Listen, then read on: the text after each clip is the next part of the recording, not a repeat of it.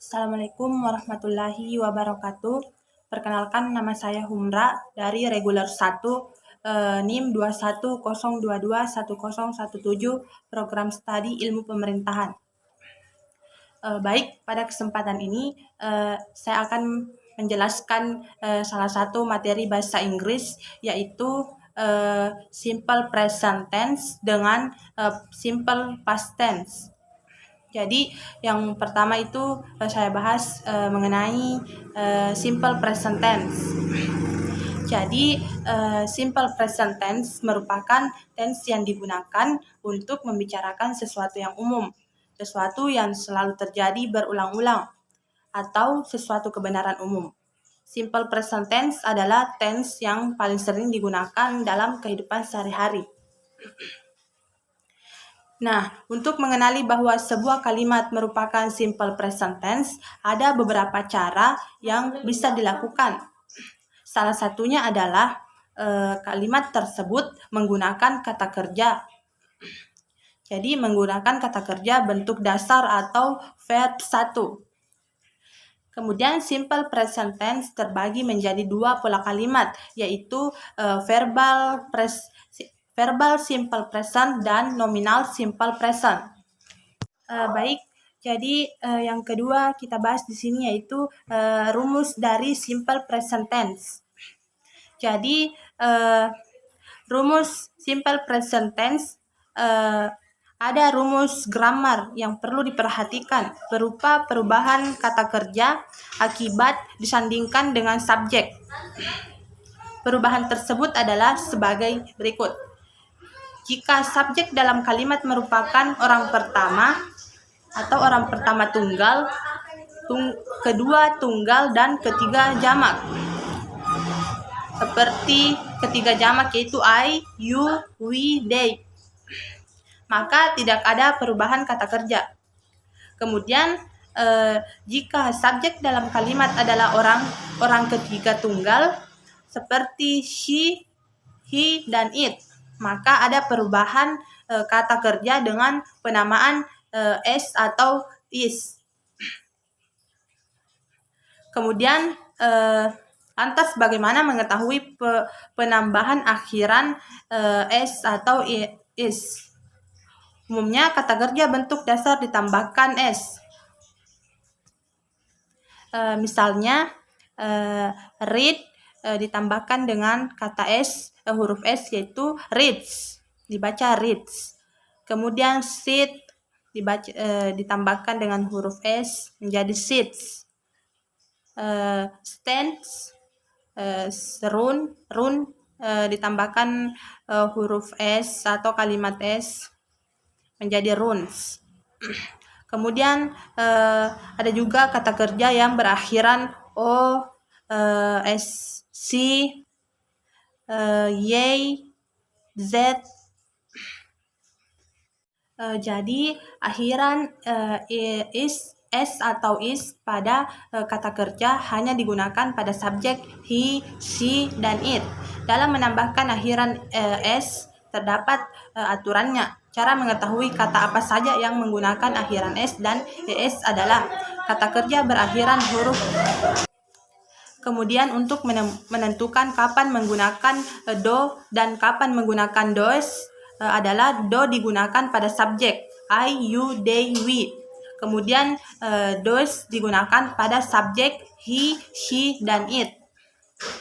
Contoh kalimat simple present tense yang menggunakan aturan rumus. Jadi kita telah ketahui bahwa rumus simple present tense itu dibagi menjadi dua bagian, ada verbal dan ada non-verbal. Jadi pada verbal, dalam verbal ada menggunakan kalimat positif, kalimat negatif, dan kalimat tanya. Kalimat positif di sini rumusnya yaitu subjek ditambah verb 1. Kemudian ada kalimat negatif, rumusnya yaitu subjek ditambah do atau dos ditambah not ditambah verb pertama atau verb 1. Kemudian kalimat tanya, rumusnya yaitu do atau dos ditambah subjek tambah verb 1. Kemudian nominal. Jadi sama halnya tadi dengan verbal, ada kalimat positif, ada kalimat negatif, dan ada kalimat tanya. Jadi dalam kalimat positif pada nominal simple present tense rumusnya yaitu subjek ditambah to be ditambah objek komplement.